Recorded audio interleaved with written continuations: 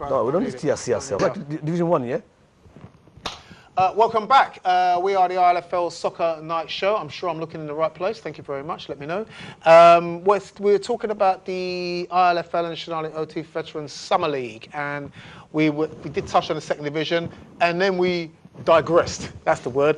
We digressed and went off on a transient. Love those English words. So we got here now in the first division, and we're looking at the teams in the first division. And we're talking about the teams here in the first division. I'm going to come to you, Shats, because Bromley, again, maybe along with Tower Hamlets, Target's team, Target on the back team, I mean, who have gone down from the Prem and are in the first division of the Vets League. I mean, okay, the division is only 3 or 4 games old for some people, but realistically, what's Bromley's ambition from that as a big name Vets team? Or am I being silly and saying, surely it's to jump straight back up the first shot to Prem? Promotion. That's it, simple as. And if you don't get that, that is abject failure. That is, absolutely. I mean, they have recruited a few players that I've seen a few weeks ago when they had a little training. I played along with them.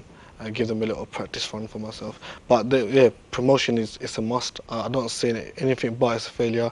They've recruited a few players. They got a new goalkeeper, which is really good. They've got another player who's very energetic, can score goals, can bring something different to the team. So I think it will be a different Bromley than last year. Rash Mohammedan are there. You can never ignore the name now. Jumped up 1 division. They're clearly looking for a promotion, so someone's going to miss out here. What is? I spoke to the Mohammedan Vets manager actually yesterday. I was there. He was telling me how difficult it was Division 2, and the fact that because of how difficult it was Division 2, they know Division 1 is going to be more tougher than Division 2. So what they did, they made a lot of changes. They've recruited more players to add quality, and I think they said, you know what, we need a good start and try and get right from goal, make sure get the points as soon as possible, and try and maintain that level. I think because of the experience of last season from Division 2, it's helped them. With Bromley, had a good start, so hopefully that will be a sign. They need to go. That, as you said, it is a massive club. It can't be in division similar to Hamlets, so they're under pressure. They need to perform. They need to get promoted. They just lost out on the promotion to Hamlets Vets. That's still hurting, but it's an aim. They have to. These 3 clubs will be looking at promotions. FC Bondu are here to spoil the party. They've got experience. They've got a few good players. It's depending on the day itself. Similar to Revive, a very good side, but the results don't perform on a week-to-week basis. Riverside Vets and Hawke Legal, I think they'll find it tough because they more or less have the same team as last season, and they haven't added any more depth to their side, so they might find it difficult. But the pressure is on Bromley Legends and Hamlets to get promoted. 3-2 doesn't go though, even with the other teams being spoilers. When you look at Mohammedan, you look at Bromley, you look at Tower Hamlets, somebody's going to miss out. Someone's going to miss out. Well, actually, one of them get promoted, so 2 will get missed out. So it's a very tough, and luckily it's early days. So hopefully in the next few games they must sustain that top 2 position to realistically have a chance of promotion. It's going to be a proper battle in that division. Again, we've come to first division. You never know what's going to happen there, isn't it? The Premier Division are the usual suspects: your Tigers, Sires, Beaumont, Weavers, Aberhany, Stepney and St Catherine's. St Catherine's have come up, and again, they're finding it tough. I'm a bit surprised, to be honest, because so am I. Last season they were really worthy winners. They looked good. I would expect them to sustain that and be a surprise package, because the other teams probably think, you know what, we've got 3 points, and they do surprise. They're not good side. Really added to the squad, no, have they? That's the surprising part. That's surprising. Yeah, because I thought, you know what, this Premiership is tough as it is, because all 7 teams on the day can beat each other. And you know, St Catherine's Vets haven't had the best starts, played 3, lost 3, and it's not about just losing. The performance I've seen in 2 games wasn't great. So it's not looking good, but hopefully with this break, they're regathering and sorting out the issues, and hoping that, you know, when the league does kickstart, they do start picking up points, because now there are a couple of games without points, that's it. They're looking at the barrel, looking at relegation big time. And we're also seeing here that sometimes name and reputation means nothing in the Vets, and Stepney may be a big name in the Winter League established, but in the Vets, the more experienced teams are the ones that are leaving them behind. I think this season it's going to be, it's going to, as we've seen in the recent years, it comes down to the last week. It will be it's very, very competitive. I think this year I've seen Sire, Beaumont, Weavers, even Aberhany added a lot of depth, a lot more players, and they're taking it more seriously, and they are actually targeting, when they face London Tigers, you know what, this is a team to beat, and they are very competitive. Tigers, I haven't seen too many new faces.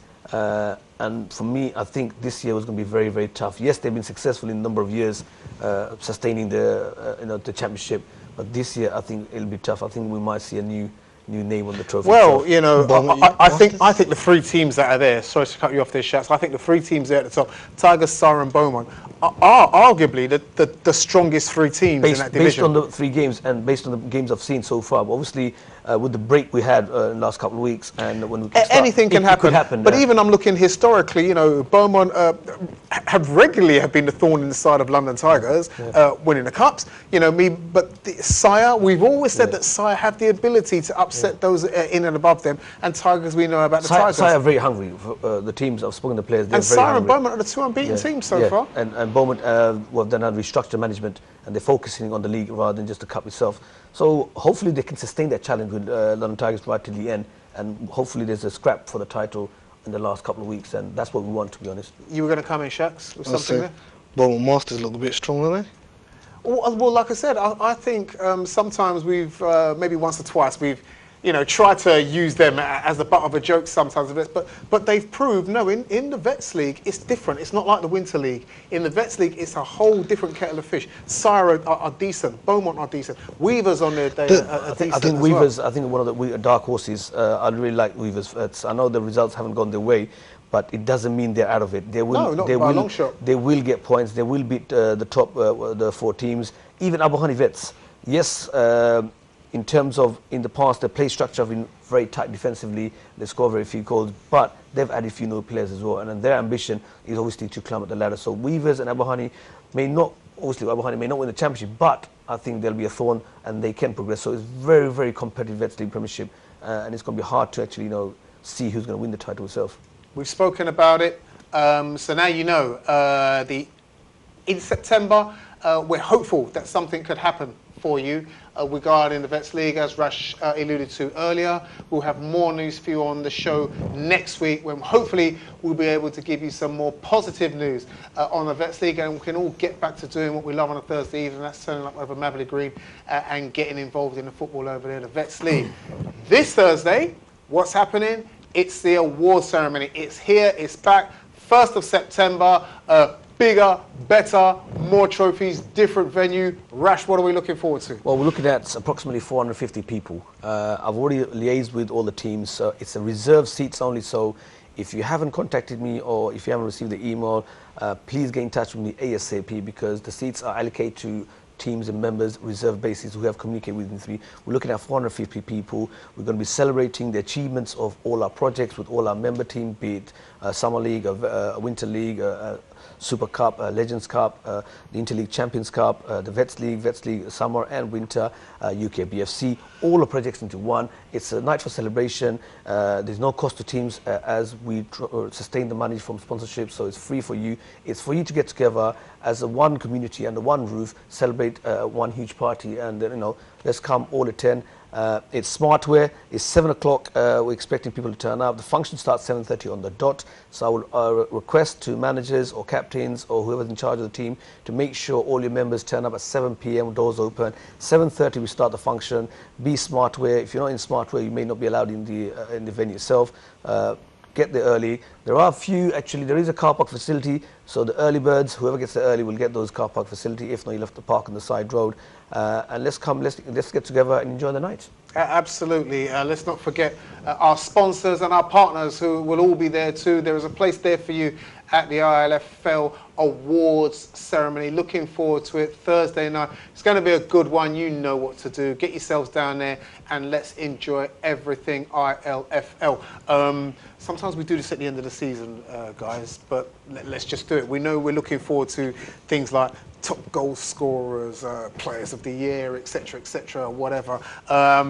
Without giving too much away, but things that have stood out for you, people who, you know, clubs, teams are getting their award, but players maybe individually, things that have stood out for us? I think we've seen the 2 teams will be going up the stage quite often because they've won quite a lot of the competitions or the projects we learn, like London Tigers, winning the Super Cup and the Legends Cup and the Premiership. Crusaders, a top side who surprised a lot of people winning their division, the Challenge Cup and the League Cup itself. So it'd be nice to see they've done so well, successful on the night itself. But for me, it's more of a get together, come together. And appreciating the people who won. Even if you haven't won, come in, join, and just celebrate together. It's an annual event. It's a 15th year. It's a special occasion. So hopefully we all come get together, enjoy ourselves. But it's one night, for everyone to get together, and I'm looking forward to it. Shakir, what are you looking forward to on the night? You're going to be there, obviously. Just seeing everyone again. And eating the food. Yeah, and the food. Yeah, but just celebrating about the whole entire year of hard work, and everyone get together, celebrating the hard work that we've done the whole entire year, and it'd be nice, interesting to see everyone. It will indeed, and it will be for me too. I mean, listen guys, I sit here and I speak to a camera. I don't see the many of you who are sitting there on the other side looking back at us, enjoying the show, and sometimes I don't even see you on a Sunday because of my own responsibilities, or sometimes focusing on a game, and I don't get around to see as many people as I can. I do my best, we all do our best as ILFL committee members to try and get around and see you all, talk to you all, support you all, get your feedback on how we can make things better for you. We do our best. Sometimes it doesn't always work. Sometimes it doesn't always work as quickly as it can. But we're all volunteers who are trying to make something work for you, to give you the very best facilities and opportunities to take part in what you do. And that's the same with the awards ceremony. It's there for you. It's a chance for everyone, for us to say thank you to you, for you guys to come and celebrate with us, and let us all celebrate everything that is ILFL. But that is it. We have come to the end of another Monday night show. You've had to listen to us go on all night, but thanks for being there. Thanks for listening to us. Thanks to Rash and Shaquille for coming in this season. Thanks as always to the crew behind the cameras who you don't see, who make it all possible for you to watch the ILFL show. I look forward to seeing you all on Thursday at the White House down there in Manor Park. Barking, 281 Barking Road. Is that Manor Park? You know where it is. Google it. You'll get yourselves there, and I'll see you on Thursday. We got to go, and hopefully I'll look this smart when I see you there on Thursday. Until then, it's good night.